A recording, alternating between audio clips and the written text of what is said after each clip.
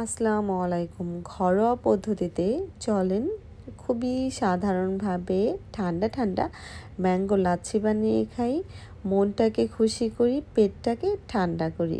অনেক অনেক মজা, দেখতে কিন্তু খুবই লোভনীয় লাগছে, মনে হচ্ছে যে কত না মজা, সত্যিই তাই, অনেক অনেক মজা। তো কিভাবে বানালাম এই স্বাস্থ্যকর খাবারটা? বাসায় বানিয়ে যে কোনো খাবার খাওয়া মানেই স্বাস্থ্যকর খাবার। তো সামান্য উপকরণ দিয়ে কী করে বানালাম দেখতে থাকেন।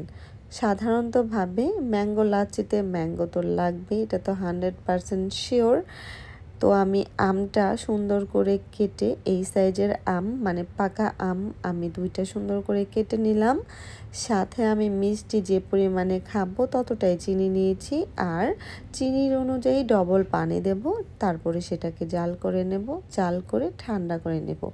আর আমার কাছে মনে হয় মিষ্টি জিনিস মিষ্টি না হলে ভালো লাগে না। অনেকের জন্য স্বাস্থ্যের জন্য মিষ্টি খাওয়া ভালো না, আমাদের জন্যও ক্ষতি, কিন্তু আমার মিষ্টি খেতে ভালো লাগে। যদি পারেন আপনারা মিষ্টি কম দিয়েও বানাতে পারেন, কিন্তু আমার ভালো লাগে মিষ্টি, সেজন্য আমি মিষ্টি একটু বেশি দিয়েছি। আর আমি এখন ঠান্ডা করে নিলাম এই মিষ্টির মানে ঝোলটা, মানে সোড়াটা আমি একটু ঠান্ডা করে নিলাম। সাথে আমি বরফ নিলাম 2-3 টুকরা, আর টক দই নিলাম। আর আপনারা যদি চান মিষ্টি দই নিতে সেটাও নিতে পারেন, যার যার বাসায় যেটা আছে সেটা।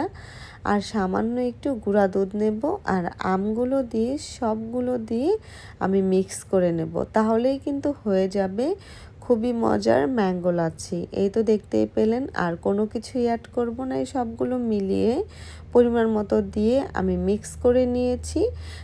মানে মিক্স করার পরে আপনি একটু টেস্ট করতে পারেন যে আদৌ কেমন হলো, দারুণ হবে।